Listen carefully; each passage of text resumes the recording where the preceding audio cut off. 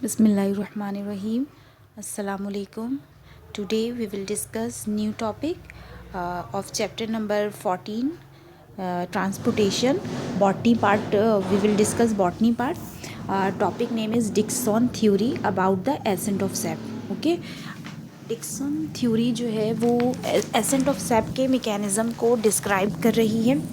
और accent of SAP क्या है वो जो है हम इससे पिछली वाली वीडियो जो लास्ट वीडियो थी उसमें हम एसेंट ऑफ सैप के मैकेनिज़्म को पढ़ चुके हैं।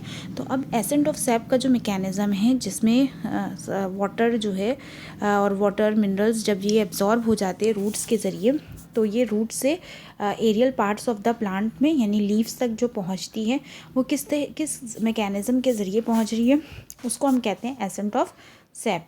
तो डिक्सन थ्योरी को जो दूसरा नाम बताया जा रहा है वो कहते हैं transpiration pull and adhesion cohesion theory. ठीक है, और इसको डिक्सन थ्योरी भी कहते हैं। और ये पेज नंबर 252 में है, फरीद अख्तर की बुक में पेज नंबर 252 है।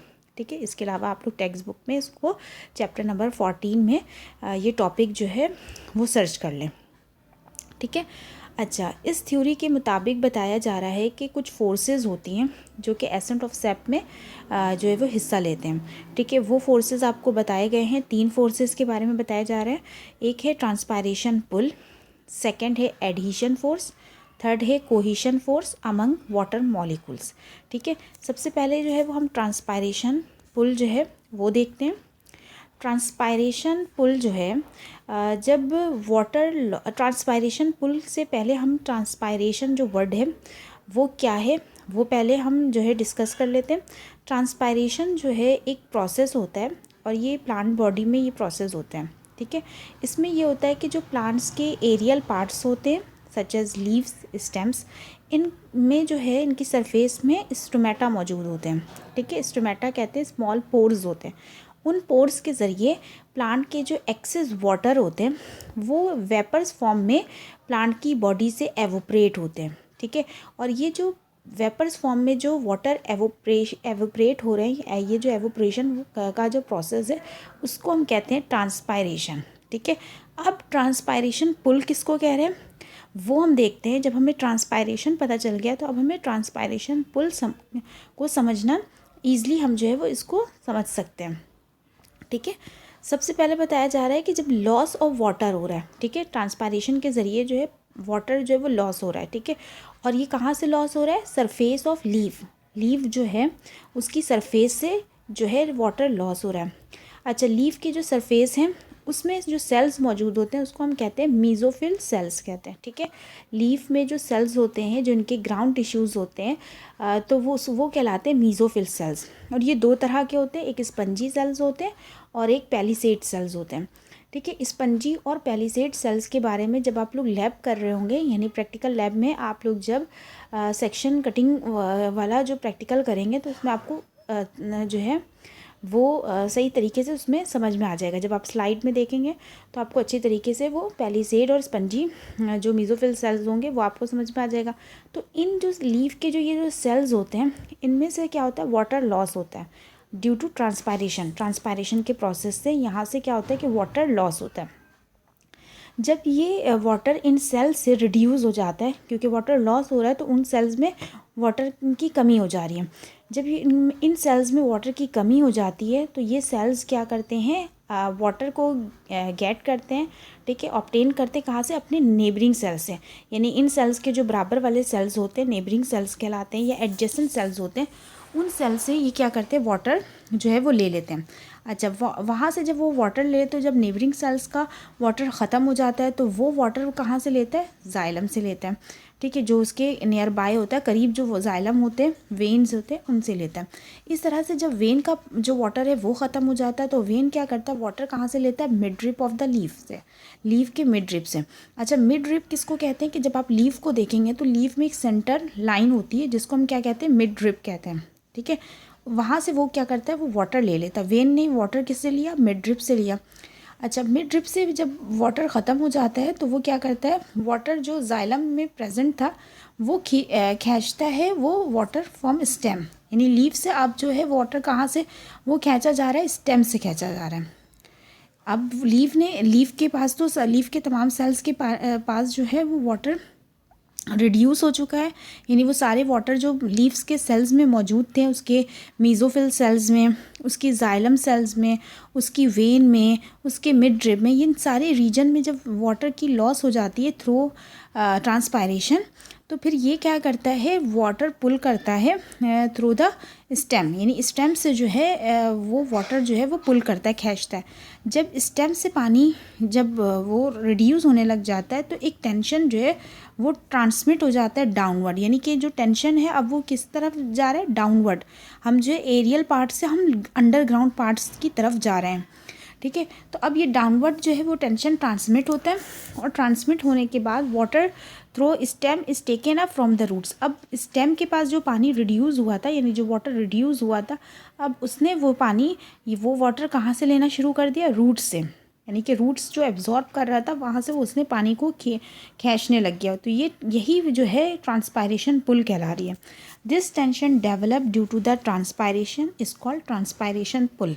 ये जो वाटर पुल किया जा रहा है, लीव्स ने स्टेम से किया, स्टेम ने रूट से किया, तो इस तरीके से क्या हो रहा है कि वाटर जो है वो पुल किया जा रहा है। और ये वाटर पुल ट्रांसपायरेशन पुल इसलिए कहला रहा है क्योंकि ये जो प्रोसेस हो रहा है जिसमें वाटर लॉस हो रहा है in the form of vapours, ये प्रोसेस हम कहते हैं ट्रांसपायरेशन।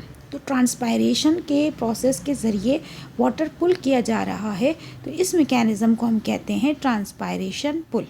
ओके, अब इसके बाद जो सेकंड फोर्स जो डेवलप हो रही है और उसके बारे में जो बताया जा रहा है वो कहला रहे हैं एडहेशन फोर्स। ठीक है, अगर हम वाटर देखें तो वाटर की दो फिज़िकल प्रॉपर्टीज़ होती हैं। फर्स्ट होता है adhesion force and addition, and second जो है वो कोहेशन। ठीक है, एडिशन जो है ये एक फोर्स होता है, या ये एक तरह से फोर्स ऑफ अट्रैक्शन है जो कि वाटर मॉलिक्यूल्स और सेलुलोज मॉलिक्यूल्स के दरमियान होता है। ठीक है, वाटर मॉलिक्यूल्स तो आपको पता ही है कि वाटर में हाइड्रोजन और ऑक्सीजन होते हैं, तो ये पूरा एक वाटर मॉलिक्यूल होता है। उस वाटर मॉलिक्यूल का फोर्स ऑफ अट्रैक्शन किसके साथ हो, सेलुलोज से। सेलुलोज मॉलिक्यूल कहाँ पर होते हैं, जो सेल वॉल जो है वो मेड अप ऑफ किससे होता है, सेलुलोज से। ज़्यादातर जो वो सेलुलोज से बना हुआ होता है।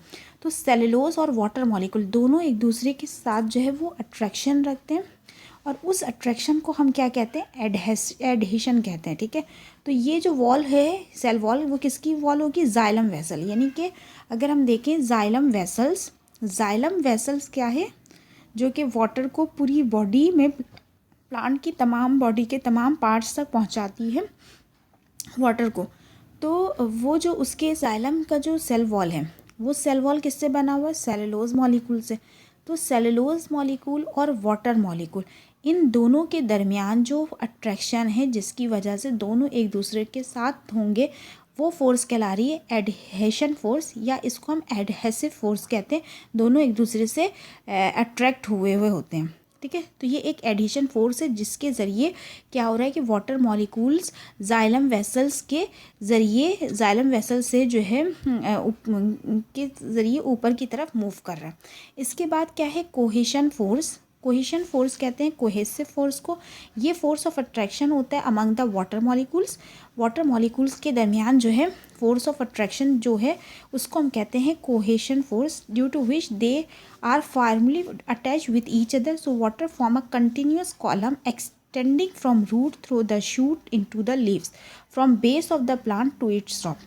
कोहेसिव फोर्स जो है वो फोर्स जो है वो बिटवीन वाटर मॉलिक्यूल्स, यानी कि जो वाटर मॉलिक्यूल्स है, तमाम वाटर मॉलिक्यूल्स के दरमियान जो फोर्स ऑफ अट्रैक्शन होती है जिसके ज़रिए वाटर मॉलिक्यूल्स एक दूसरे के साथ अटैच्ड रहते हैं। ठीक है, और एक साथ एक कॉलम बनाकर, एक कंटिन्यूस कॉलम के ज़रिए एक्सटेंड, मतलब रूट से स्टेम में वाटर आता है, फिर स्टेम से फिर लीव्स तक पहुंचता है, यानी कि बेस से लेकर रूट के वो प्लांट के बेस से लेकर टॉप तक जो वाटर जो है वो पहुंच रहा है, वो क्या हो रहा है कि वाटर मॉलिक्यूल्स का आपस में एक दूसरे के साथ फोर्स ऑफ अट्रैक्शन है, और वो एक बिल्कुल एक कंटिन्यूस कॉलम बनाकर ऊपर की तरफ मूव करते हैं। तो इस फोर्स को हम क्या कह रहे हैं, कोहेशन फोर्स। तो यहाँ पर आपको इस टॉपिक में या इस वीडियो में जो 3 चीज़ें हमने डिस्कस की है, फर्स्ट ट्रांसपायरेशन पुल, सेकेंड एडहेशन फोर्स जिसको एडहेसिव फोर्स भी कहते हैं, और कोहेसिव फोर्स, और ये कोहेशन फोर्स है, जो ये दोनों जो है फिज़िकल प्रॉपर्टीज़ ऑफ वाटर है। ठीक है, अगर इस इस टॉपिक से रिलेटेड अगर कोई भी क्वेश्चन हो, कोई भी प्रॉब्लम हो, तो आप मुझसे जो है थ्रू एसएमएस जो है वो आप पूछ सकते हैं। ओके।